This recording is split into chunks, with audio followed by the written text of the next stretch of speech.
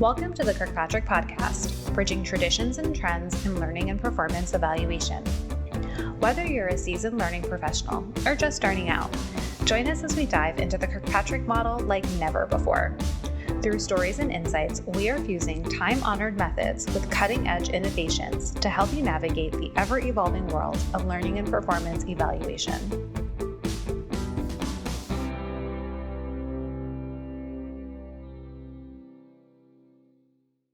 Hello, friends. Welcome back to the Kirkpatrick Podcast. We've got a very special episode here today for you.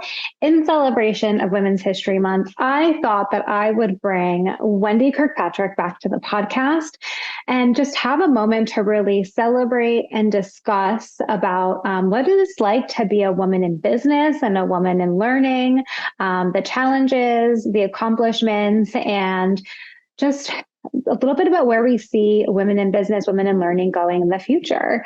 Wendy, how are you today? I'm great. And I have to say, Vanessa, I've just had some really fun conversations and thoughts getting ready for this episode. What a fun topic. So I'm really looking forward to it. Yes, great. So I want to start off. I want our listeners, our friends here, to get to know us a little bit more about our backgrounds and our professional careers. So can you tell me a little bit more about how you got your start?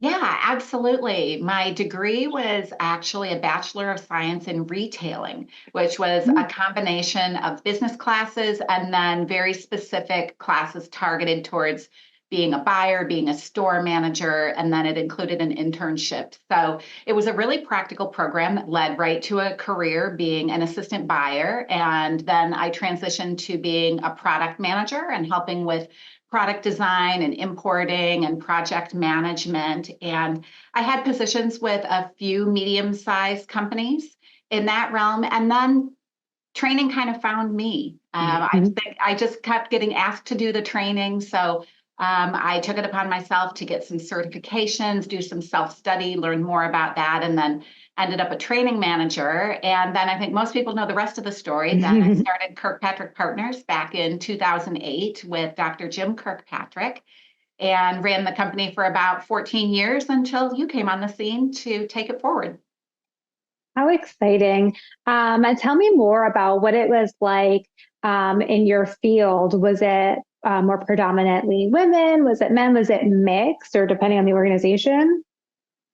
You know, when I started out working for retail companies, one of the things that was really great is it was slightly more female dominated. So this was back in the 1990s. With that said, though, the farther you got up the ranks, the more male it got. So I think it was really the beginning of a good turning point, though. And I think the industry that I picked, I think I was lucky because it was one where women were empowered, got responsibility, could be promoted, and it wasn't really something that held people back. Now, when I moved to manufacturing companies, it was much more male dominated. That was a bit of an adjustment for me. I didn't really feel like my voice was heard quite as much. So getting a seat at the table, even getting the opportunity to speak up was a little harder. One example of this is there was a man who I had dotted line responsibility to. He wasn't my direct supervisor. But since I had dotted line responsibility to him, I found myself in a lot of meetings with him. Well, I was one program manager and there was another program manager. So this man and I had exactly the same job, and we both had the dotted line to this vice president. And can I tell you, Vanessa, in every single meeting, he'd say, who can take notes? Wendy, why don't you take notes? Yeah, that's right. Good note taker. Maybe my male counterpart was too, but he was never asked to take the notes. I mean, I will say, as being the inheritor of your call notes, you are a very good note taker, to be fair. But actually, that is a statistical fact that, you know, women do tend to be asked to do more of the housekeeping sort of tasks and the traditionally female assigned roles and tasks. I had a CEO of a company share her story with me, and she said, I would always be asked to make the coffee. She's like, and I was awful at making coffee. And I would be always asked. And she's like, and one day I just bombed the machine, and they're like, maybe we shouldn't ask her anymore to make the coffee. That's clever. I mean, you have to do what you have to do. I can definitely relate to your story too, in the sense of, I started my career in corporate training. I worked for a CRM company, a customer relationship management software company, working with pharmaceutical sales reps. So this is the system that they would use to go when they would go to the doctor's office. Mm-hmm. So know when they would, who they were going to, how, what they were prescribing, get their signature for samples, put in call notes. Now, I have to say, it was like probably the most amazing first job. I learned all of the different areas of training and learning, which was really nice. And it, pharmaceutical sales reps in general are fun. And then from there, went to go work as an onboarding specialist, did a stint. This is an interesting one, as an office manager for a sales and marketing satellite office for a national home remodeling company. And I was the only woman in the office out of 140 men. And it was more than that because we would rotate people in and out all the time. Lots of turnover. So that was quite an interesting experience. Then went to consulting and then went out on my own. But the parallel I have with you is that, as I would see so many women in learning, we were like, so often women are the instructional designers. I see more women instructional designers, but I don't see is as many female business owners in learning. Or when I look at these, larger learning companies and I'm looking at their executive suite and, their senior VPs and all of that, I'm not seeing the women necessarily all the time that are the ones that are doing the work. And so I definitely personally had to challenge some of that, and just, it's definitely one of my missions to empower and elevate more women in the workforce, to be where they want to be, and have some of the same accolades that our male counterparts, I feel, can get more easily. Yeah, well, and that's so great. And I see you doing it too, Vanessa. You don't just say it.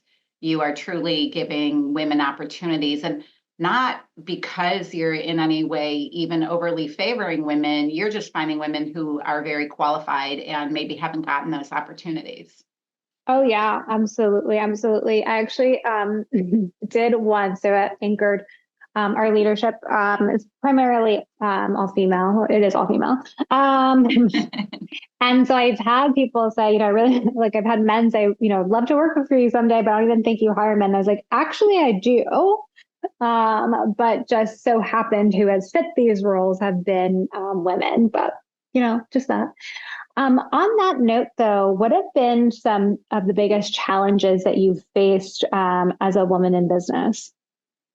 Well, thinking through this one was really interesting, Vanessa, because I will say when I was younger, I really just tried to put those challenges out of my mind. I was just so focused on accomplishing goals. So I had to think for a minute. And I really think the biggest one is gender bias. And I was reminded that I read something really interesting about this in the book, Radical Candor. So I want to share the example because this, I think, describes so well what happened to me many times. And I'm curious if it's happened to you too. So here's Kim Scott's example. She said this was fictitious, but based on stories and observations that she has seen countless times. So there are two people who have the same job. One is male and one is female, and they're getting their performance appraisal done. Here's what the two appraisals said. Jessica is really talented, but I wish she'd be less abrasive. She comes on too strong. Now, her male counterpart, same job, and actually got the same numeric rating. Here are the comments. Steve is smart and great to work with. He needs to be a little more patient, though, but who doesn't? Yeah, and I can relate to that. I got feedback like, you're awfully aggressive. You come on a little strong. Maybe you need to be a little more gentle, slow, whatever, put whatever word you want to put on it. I don't feel like I saw men around me getting feedback like that. So that to me, I think was probably one of the hardest things to work through, especially when I was younger, because then throw in some age bias as well. You're only whatever, I was in my 30s when I started Kirkpatrick Partners. And so all of these other management experiences I was telling you about were in my 20s into my early 30s. So as far as managers go, I was also pretty young. Yeah. And that comes like with its whole suite of its own issues. And then you sort of the gender bias on top of it. It really is a lot. And I agree, like, I think as women, oftentimes, like, speak for myself, sometimes I wonder, like, am I being too much? If, should I add one more exclamation point to my email so they don't, they don't take it the wrong way? And I'm pretty sure that my husband, if you were to send the same email, he would just send the email like 0 exclamation points. But we do tend to think a little bit more about how we're coming across. And I will say that's something that I try to work on is, taking cues from some of my male counterparts and trying to infuse some of that. Like, I can be direct, and I can also be kind and empathetic, and although like none of that is mutually exclusive, it can all be inclusive. They can all coexist. So I think that's definitely for me as well a challenge. I would say another challenge has been this balance as being a working mother, and but not just a working mother, and not saying like, not saying anything about just or anything, but it's being a business owner of 2 businesses and being the default parent and having to balance all of that.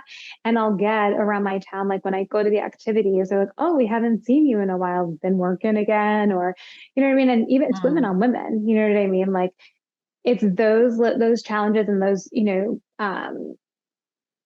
judgments that you get because you're not always, maybe like a stay-at-home mom or as present. And it's like, or my kids see me working a lot, it's like, yes, and it looks a little bit different. And there is some challenges that we face, but there's also a lot of beauty in that because they are seeing someone working. And I'm able to, and then when I'm, I need to be at the school because they're sick or something like that, and I'm able to like zip right over. So there is a balance to both of that. But it's definitely challenging also for me because I'll be the one that they call. Like, you will always hear this in my house. It's like, you don't get the first phone call. I do. If you're going to be out from work or, when I travel, right? I was traveling for Kirkpatrick at the end of last week. Everyone, my kids were, this is who's going to watch them. We even had to change that very, very quickly.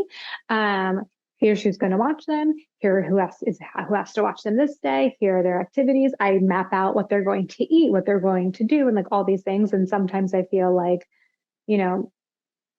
my husband or others, they just go, like, right? They just go on their business trip, and I like make sure everyone around me is cared for and feels secure, which is definitely an additional challenge that is difficult. I would also say the access to business education is not as equitable for women, especially going through the purchasing process for KP. I felt like, not that I was like, I don't think that we've talked about this. There's not a lot of education on like the process. But I just feel like there were some things that other men felt like I should have known, but like no one's telling me these things and no one's helping me, get across that finish line or, figure these things out. And I had to find the people to attach myself to help answer some of those questions for sure. Mm-hmm. For sure. But it has not all been challenges. There have been some great accomplishments. So what's a few things that, are some of your greatest accomplishments or proudest moments? Well, I'm a creator. I love to take something and create a result or make it better than I found it. So what I loved about product development is starting from an idea, making a sketch, sending it to a factory and getting a product back. That was super satisfying. And then watching it sell. Same with being a product manager, really being involved in the design process and seeing it all the way through that there's this tangible thing when you're done. So I think that's what really led to my passion in training, the idea of there's this need where people want to learn how to do something better to accomplish their own results. I think it's super satisfying to design a training program, implement it, evaluate it, see if it really worked for them, get the feedback, make the tweaks. So things like that are super satisfying. And I would say that the final exam for my life, my career, and my education was starting Kirkpatrick Partners. I think a lot of people out there thought the Kirkpatrick family started the company, but I was the newest family member, and they said, we have these academic ideas and we know what it should be, but none of us know how to do it. So using the background that I had in product development and training and business, I started the business with $10,000 out of my personal savings account. And somebody that I had worked with as a contractor at a former company helped me to establish a web presence, get my LLC registered, set up the website. I just one weekend, I just built the first website, and maybe kind of looked like it, but that's how I did it. But you got it done. Yeah. And that was it. So, Kirkpatrick Partners, I'd say was, the cherry on top of everything I'd ever learned, and definitely one of my very proudest accomplishments. And I have those LLC books in my basement now in the Kirkpatrick archives that we just found that we were for sure this doesn't exist. Was it membership certificates or something? Who has one? And then I open up one of the boxes when we close the office, and I'm like, oh, look, apparently I do. There they are. Yes, that beautiful yellow and green logo. Yeah. I was just thinking about that. I think what will be really fun at the Kirkpatrick Summit in June is, I know you're going to have all these fun artifacts there, but looking at that first yellow and green logo, and then we move to the green and the blue, and now you have the beautiful teal. Just so fun. That is definitely on the list. It's going to be really cool to be able to put a nice little interactive museum together through our website and through the summit, so people can experience all of the pieces of Kirkpatrick. I would definitely say similarly, my proudest moment was during the purchase. Well, it was after the purchase. I was getting trained, going through the certification process to facilitate a program for one of my customers. And it's a Latino professional development program. And my company wrote it. And I was talking to my customer, they're like, but we need more Latina facilitators. And I was like, I'll certify for you. And so I went through as a participant, which was also very cool to be, because the one program that we did for them that I was really not involved in. So it's cool to see my team's work. But I think in the last session, in one of our breakout rooms, I made a comment about how I just bought a business. And one of the other members in the room, she was like, I'm crying right now because to hear a Latina bought a business, I don't get to hear that. We never hear those things. And being able to be a light for someone else is hands down my most proudest accomplishment. And I think oftentimes I can be very self-conscious about putting my story out online or putting my thoughts on LinkedIn or on the YouTube channel and things like that. And are they going to judge me for how I look and this and that and what I say and all these things? And I will say, I do get some people commenting on things like my makeup. And I'm like, would you say this to a man? Probably not, but cool. However, the vast majority, for every one negative comment, the majority are people messaging me or posting and saying, you're putting yourself out there and it makes me more empowered to put myself out there. And if that helps someone else feel a little bit more empowered and 1% better, that's it was worth all the time and all of the self-doubt. So I think being able to help advance that is gonna go down in the history books for sure. I love that story, Vanessa, because I just wonder collectively how much time we spend as women second guessing ourselves. That if we didn't invest so much time in second guessing ourselves and just did what we felt was right in our mind and our heart, how much more we could accomplish. Oh, well, you'll love this. On Friday, when I spoke at the symposium in Montreal, so I was speaking for Kirkpatrick partners about how do you elevate impact utilizing the model. And it was great.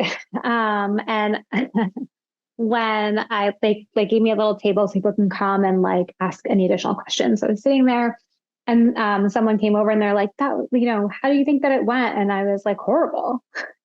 And she just looked at me and I was like, I thought I did terrible. And she was like, everyone is literally saying how amazing it is. Danielle, who does our marketing, was also there. And she's like, stop being so hard on yourself. Literally, everyone is saying how good it was. But I was so rough on myself that like there were little things that I'm like, oh, I wish I hit that point a little bit better or different or something like that. And everyone was just like so excited and so happy and took something away from it. And so we can just totally be our toughest critic. Yes. And while we need to be our own best friend and our own cheerleader as well, oftentimes we're like our ultimate mean girl first.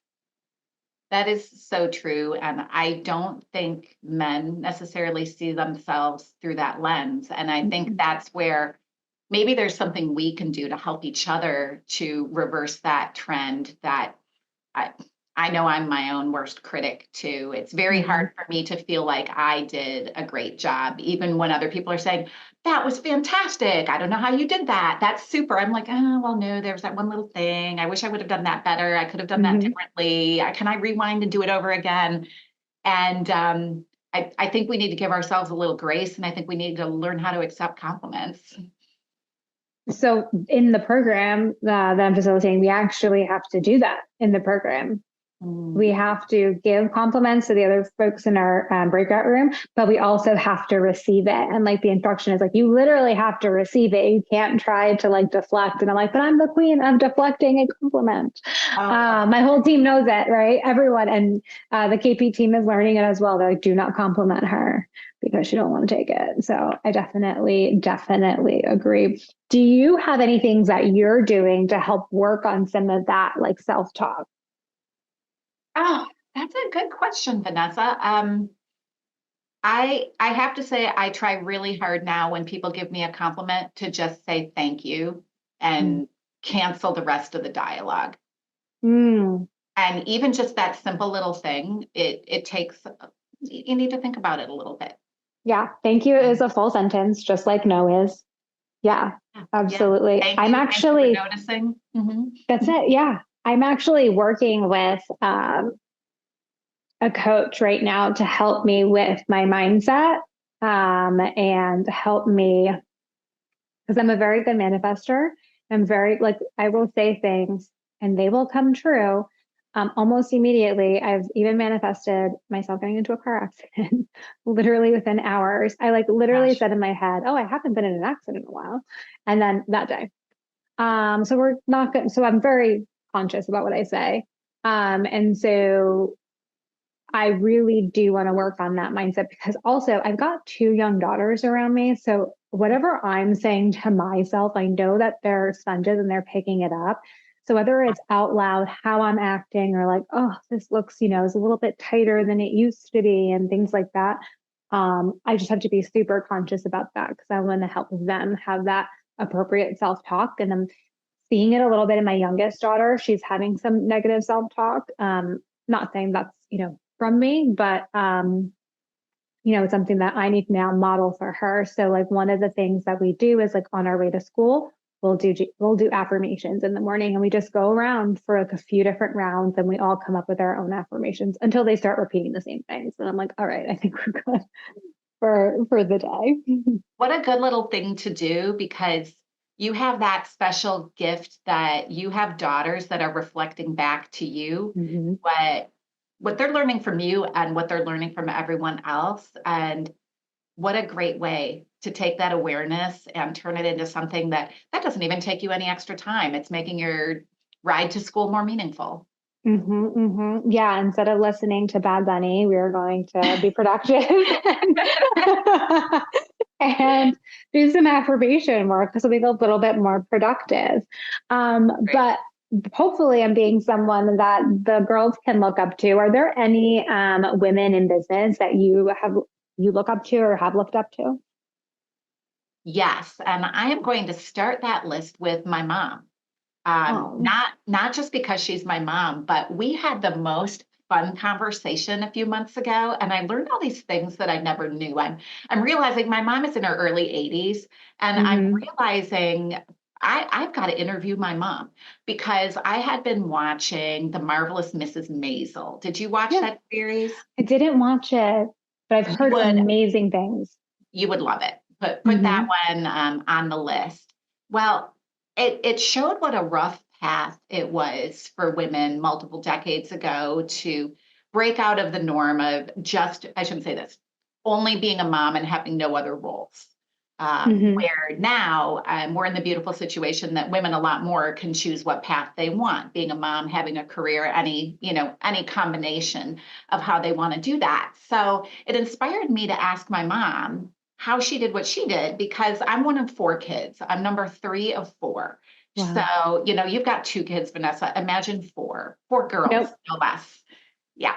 It's a lot. Oh, no. Right? And I remember my mom as both a stay-at-home mom, as well as a woman who had a career outside the home working for someone else and also owning her own business. But what I didn't even know is my mom was a remote working gigger when I was too young to remember it. I'm like, oh my gosh. So when she got married in the 1960s to my dad, she said, your dad and I made about the same amount of money. He was an engineer. She was an interior designer. So I thought that in and of itself was pretty amazing that she was making the same impressive as my dad. She said, but here's the thing. I'm the one who got pregnant, not him. And she said, so then it became a little bit harder when your older sister was born. She said, I really wanted to work and be a mom. And that was newer at that point in time. So she was lucky enough actually to find herself in a situation with, believe it or not, a male boss who valued her so much that when she had her second and third children, allowed her to work from home. And she said what was really important about this is she said she knew a lot of other women who were working from home, but they weren't getting paid for that time necessarily. They were supposed to be working in the office, but when they had to leave for kids or other family obligations that were solely their responsibility, you can probably relate to a lot of that. They were doing a lot of catch up at home and not necessarily getting compensated for that. She actually had the ability to work primarily from home, working on her designs, and only go into the office when she had a client meeting. Amazing. So that was huge. So I had no idea that my mom had done that, but the reason I say she's really a woman that I have looked up to professionally is she was the first person to encourage me to start my own business. And so guess what I did? I was like, I can't do that. I don't have the skill for that. That's too hard. Oh, geez. Wow. I don't know. That seems, I don't think I can do it. But she kept encouraging me and kept encouraging me. And, she was my cheering section. Listen to a lot of my whining and complaining and crying about it too along the way, but always there to help me even when she's your hype girl. I love it. Yeah. I love it. Mine may not come as a surprise to you. I have 2, very similar. I am obsessed with Reese Witherspoon and J-Lo. They have been able to reinvent their careers, but monetize on their success and build these businesses. Like in particular, Reese Witherspoon's business model with her book club and purchasing the rights to these books and then being able to turn them into movies. I mean, those are billionaire moves. It's those sorts of ideas and things that myself as a woman, I wouldn't have thought to do something like that. Right. And someone shared, I think it was a TikTok actually is where I saw it, or like an Instagram reel. And it's so simple, but it was such a powerful move. And it's so cool to see how they can come from a primarily more feminine world and career, right? To now flexing into the business world and how they can still retain and be true to who they are and their values and their beliefs and how they want to do their work, and build these huge organizations and huge companies. So they're definitely two on my list that they're not your usual who do you admire, but they've really been able to change, I think, trajectory for women for sure. Mm-hmm. For sure. Well, I love too what you said, that they're definitely women. They're feminine, they're beautiful, and they have company missions that not just accept that, but celebrate it. And, let women know you can be a woman and you can be powerful in a way that you don't need to put on a man's suit and look like a man to have some good, positive, world-changing power. Yeah, absolutely. There is a place for sparkle in the business world, in the boardroom, like I say. Absolutely. Before we end off today, I'd love to end with, what is one piece of advice you would have given your younger self? And what's one piece of advice you would give to a young entrepreneurial woman today? So much. I thought a lot about this one, Vanessa, because as one of my past employees told me, Wendy, you really like to fix things and people. I'm not quite sure how I can take that, but I'll take it in the positive vein that I really like to help other people. And so here is what I would offer. Be a sponge, ask so many questions. When you see a woman that you admire, or even a man that you admire, anyone that you admire, ask them how they did it. Ask for their advice. Also, even if they're, let's say you're working with a boss that maybe isn't as easy to work with, ask for their feedback on how you present yourself, your performance. You might listen to it and say, well, I don't think that's the best advice ever. Or you might say that's an amazing gift that this person just gave me some real feedback. So really asking for real feedback frequently, taking it to heart and thinking through, is this right for me? Or am I going to follow my heart in a different direction? The other piece of advice I would have, that a lot of this also comes from some of my past employees. Many of them were female. Some of them were also male. Every male employee that I had advocated for themselves. They asked for promotions, they asked for raises, they wanted defined career paths, they wanted milestones. Only once in my almost 15 years of running the business did a female employee ask me for a career plan, a promotion, or a raise. Only one. And that is really a shame, to the degree that even though I was the person writing the paychecks, I started actually coaching all of my employees to think through that lens, advocate for yourself and, what you need to move your career where you want it to go, to learn what you want to learn, help people grow, be intellectually stimulated, and also to accomplish your financial goals. Because, we all have a financial reality that we're going to need to meet to do all of these things. So ask for, get, and consider feedback. It might not all be right for you, but a lot of it probably will be. And find a way to be comfortable advocating for yourself. Absolutely. You should never be afraid of feedback. I love that you say consider it, right? It doesn't all have to be taken, grains of salt, but we don't do ourselves a great service if we don't try to at least hear from others and some of that perspective. I will say I'll tie both of these things together, right? My piece of advice is to certainly think about your personal brand. And for a lot of us, we think of that, I'm never going to be an entrepreneur. I'm never going to own a business. I didn't think that either.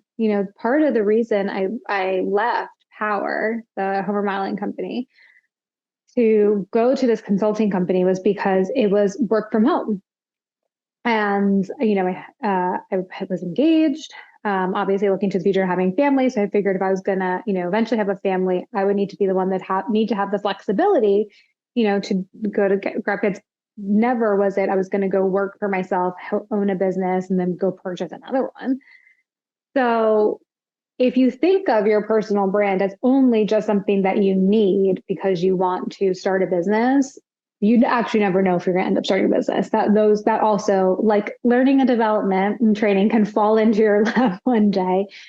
But your personal brand is really more about the way others talk about you when you leave the room. Actually, it's the first time I ever thought about it or had someone ask me about it was my CEO at Power, the home remodeling company.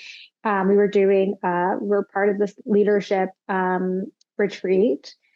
And Corey looked at me and he asked the group, he's like, okay, so what's your personal brand? Like, how do you think that people think of you? And I'm like, oh my God, the CEO just asked me what I think my personal brand is. What if what I say is like not on par with how they see me? Luckily, I do not have an inflated ego at all. And I was accurate. But so I was safe there, but it was really that first conversation around, how do you want people talking about you when you leave the room? And I was an internal employee then, right?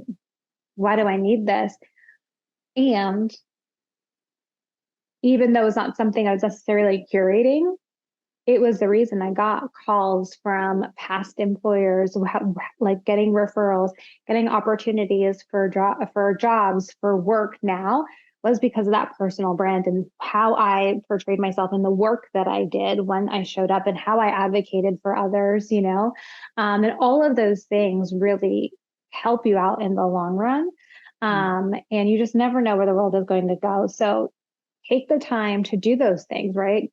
Gather the feedback, show up for yourself, advocate for yourself, put in the good work, and you will see how that will take you so far in your career. Yeah. Okay. I know you said we're wrapping up, but you just reminded me of something so important that I think we need to share. I don't think anybody is ever ready to start a business and to follow their dreams. If I hadn't literally been pushed out of the nest, I don't think I ever would have done it. I think you were a little more brave than I was, but you felt like you had to do it, right? To be the mom, 7 the wife years. you wanted to be. Yeah, you felt like this was the only way to do it. And so I get really frustrated when I hear, it's usually women saying this, well, I need to learn more first. I need to get more confident first. I need to work on myself first. You know what? Then you're never going to get to it. So just jump in and do it. And it's scary. And like you'll lay awake at night a little bit, but that's the only way you're going to do it. Just go do it. So correct. And what I tell the team all the time, at this point, we're just going to be thrown into the deep end and we're going to figure out how to get back to swim up to the top. And whether we're going to drown or we're going to swim up to the top, but we will figure it out, because there is nothing in this life that is not figure outable, and we are like, you just have to try. I waited, 7 years is probably a stretch. I could have gone out on my own 4 years before I did. But I was so worried about like the security and the stability. And like you said, like, I don't know enough. I need to read another book. I need to go do this. That's the difference with our counterparts. They'll just like go and do. They don't even think like applying for jobs. They don't even think, oh, do I meet all the criteria often? They just apply, or where like, if I don't fit criteria to a T, I won't apply, and that was me for such a long time. We need to be able to just do that. And like, you truly can. I mean, there's no secret sauce. And I will tell you, especially now on this side, no one knows what the heck they're doing. Everyone's just figuring it out. And the more you hear of, these people you think, or these organizations you think have it all figured out, no one does. We're all just trying to figure it out. And as soon as we figure it out, the world changes and you have to figure it out again, or something new arises. So true. That's been my experience as well, Vanessa. I was really excited when I started working for some Fortune 500 companies, thinking, I'm going to learn this magical secret for how to do things the right way in business. Guess what? when I was in my 20s or 30s, was the person designing their processes and systems. They didn't have any, or they didn't work, or they were inconsistent, or they were lost, or out of date, or what have you. So you are right. Nobody has this magical secret for how to do business and how to do life. You just have to be the person who rolls up your sleeves and is brave and does it. And I 100% agree with you as well that we as women hold ourselves back by thinking that we have to be perfect or know everything before we try. Whereas if you just jump in and try, you're going to learn how. And Exactly. that's what men do. Love it. Wendy, thank you so much for joining me again on the Kirkpatrick podcast. This was quite enlightening for me. I know I've learned a lot from you, and I appreciate all that you've done for Kirkpatrick and all you will continue to do and give back to women in business and in learning. Well, the same back to you, Vanessa. I learned so much from you, and I am really inspired by your bravery, your energy, and everything you put into everything that you do, whether it's with Kirkpatrick Partners or all the other facets of your life. So, always a pleasure to chat with you. Yeah, thank you. And friends, thank you so much for hanging with us for this very special episode. And we will see you all on the next one. Bye.